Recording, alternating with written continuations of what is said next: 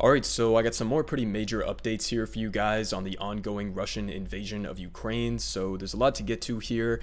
Just going to sort of walk my way through it over what took place over the last couple of days. So first, here to start us off, we had the Ukrainian armed forces deciding to launch an attack, an explosive attack, on this bridge that connects Crimea back to Russian territory. So just as a reminder here, this bridge basically is like symbolic in the sense that, Russia basically annexed Crimea back in 2014, and so they consider this fully to be a part of Russia. Ukraine obviously still considers this to be a part of Ukraine, and basically they decided to blow up the bridge that is this connection point where Russia has been funneling a lot of their weapons and their troops and other resources and supplies over this bridge. So just destroying this in and of itself is a pretty massive escalation, I guess that you could say, although whether or not you would consider this to be a good thing or a bad thing is, I think, pretty subjective. I mean, I think there's some case to be made that because you're blowing up somewhat of civilian infrastructure, that this could be defined as an act of terrorism, but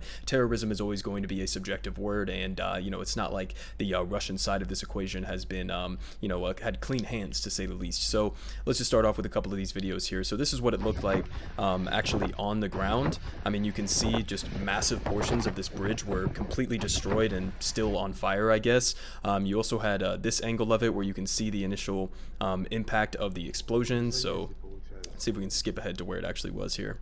So yeah, just about here. I mean, you can see there's like cars and stuff driving on this bridge, and that's kind of why I say that it's like up in the air in terms of whether or not you could consider this an act of terror, because I don't know, maybe those were civilians driving in those cars, maybe there were some military vehicles as well, but I mean, absolutely gigantic explosion there, and I guess they show a couple different angles here, but you guys get the point. So basically, Ukrainian services deciding to blow up this bridge could mean a number of different things. It could mean that this is part of their overall general strategy of wanting to actually someday march back into Crimea and reclaim that as Ukrainian territory. Now, whether or not that's feasible, I honestly don't really think so. I mean, this is something that Vladimir Putin's government has openly come out and said is like a very hard red line for them. So I think if we got to the point in this war where it looked like Ukraine had a legitimate chance of actually retaking the Crimean Peninsula, that in all likelihood you would probably have much more of a likelihood of escalation on the side of Vladimir Putin, and maybe resorting to using some of those lower yield nuclear weapons, or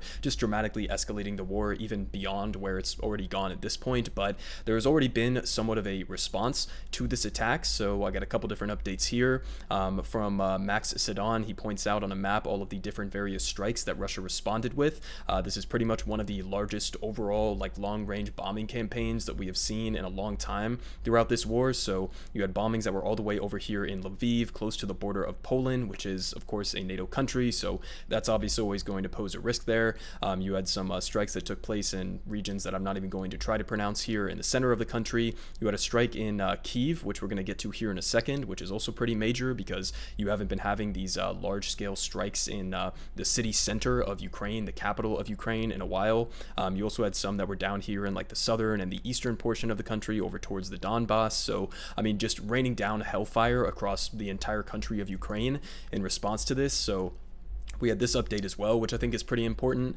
They say that on Saturday, Russia appointed a new person to basically lead their commanding invasion forces. So his name is Sergei Surovikin, and he was apparently the guy who was heavily involved in the Russian involvement in Syria, and basically helped to destroy Aleppo. So, to give you an idea in terms of what the future of this war is going to look like, with somebody like this at the helm of the Russian invasion operation, clearly it looks like they are trying to escalate this significantly beyond what they've already been doing with the the troop surge and having the conscriptions of a lot of these people from disproportionately ethnic minority regions within Russia, and on top of that, these widespread strikes across the country. Again, the nuclear posturing as well is a factor in this. So I mean, you do have escalation on like multiple different fronts, and clearly with all of the different failures and the corruption and the dysfunction of the Russian military, it looks like Vladimir Putin has taken significant note of that and is trying to move in somewhat of a more aggressive direction with this new appointment here, just as one part of it.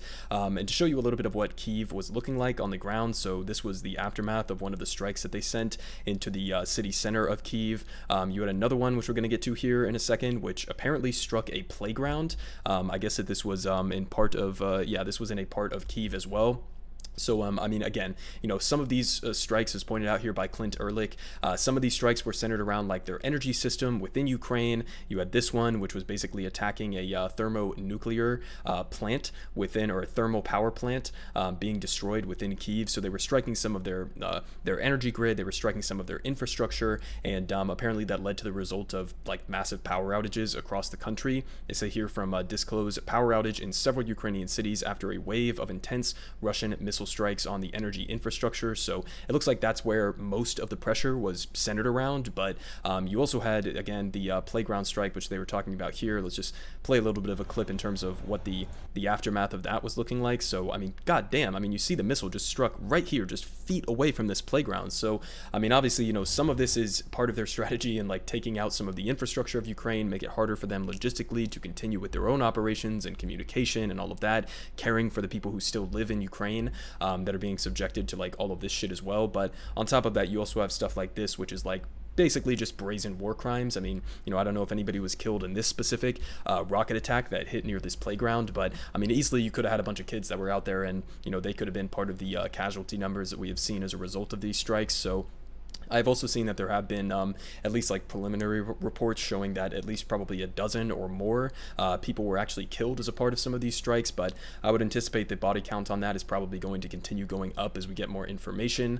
We also had this update here in terms of like getting a perspective on what the current Russian mindset is for the ongoing nature of this war. So here from the Independent, they say that they got a quote here from Medvedev, the former prime minister of Russia, a close Putin ally as well, saying that Putin should completely dismantle Ukraine's political regime. So in other words, basically saying that they still to this day do want Zelensky out of power. They do want to push forward until he is removed from power, and that, I don't know, maybe you install some sort of a pro-Russian puppet government there, or, who knows how this is actually going to play out logistically for Russia. I think we're at the point now where they should probably be accepting the fact that they are not going to be able to engage in a full-scale invasion and long-term occupation or installing of like a puppet government in this country. It's just not really going to work with how many people on the ground within Ukraine would not be okay with that, would not let that stand. I mean, it seems like it would be sooner to devolve into sort of like a guerrilla warfare tactic than for that to actually take place. So we'll have to keep our eye on this, but definitely, again, it seems like they're still leaning into this hawkish direction. You had some responses from a lot of the more pro-war and hawkish factions within Russia, saying that they were basically happy about this recent escalation by Vladimir Putin. And they got a quote here saying that this is just the beginning. Russian pro-war voices hail Ukrainian strikes. So, I mean, this is also a part that could be obviously interpreted in multiple different ways. You could look at this and say, okay, maybe Russia does actually have the military capacity to, treat this as just the beginning of the war, and they could continue doing these types of strikes and significantly ramp up the destruction of Ukraine. But you could also interpret it in the sense that, we're seeing all of these Russian military failures. We're seeing Ukraine regain territory in pretty large and sizable portions of some of their country as well, which I've covered on this channel before. So there's a couple different ways you could interpret it. You could also say that maybe because of all of that dysfunction, because of all of the failures of the Russian military, that this is really more of an act of desperation by Vladimir Putin. But, honestly, there's still a lot up in the air in terms of like, where this war is going to go. So many different, compounding factors that are just continuing to spiral us into this escalation that could, with the recent comments from Joe Biden about nuclear Armageddon, could inevitably push us closer and closer towards the prospect of this war expanding beyond the borders of just Ukraine.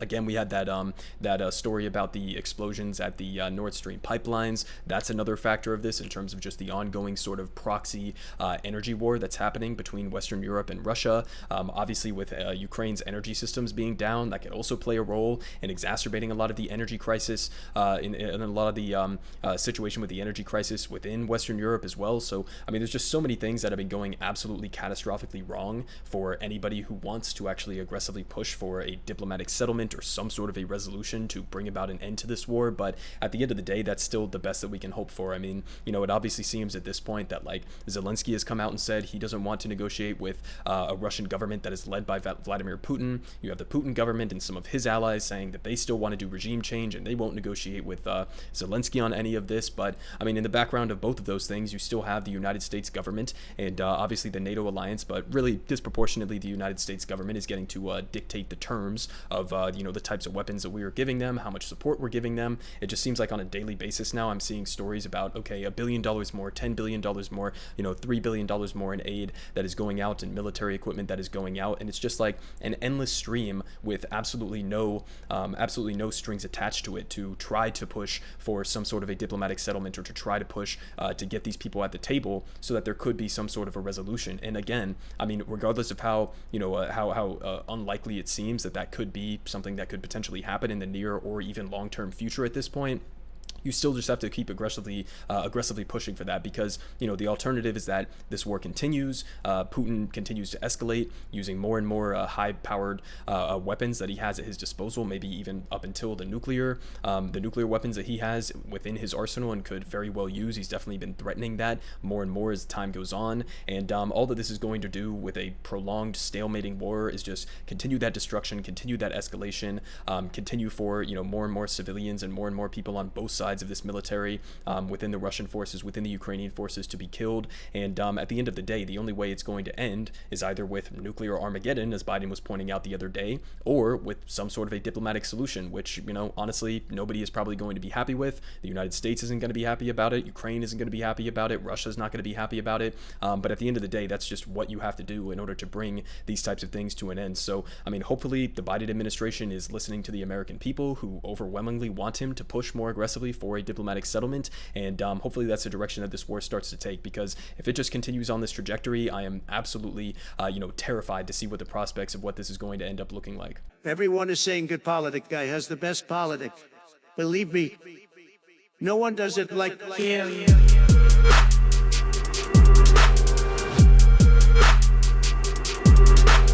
Believe me,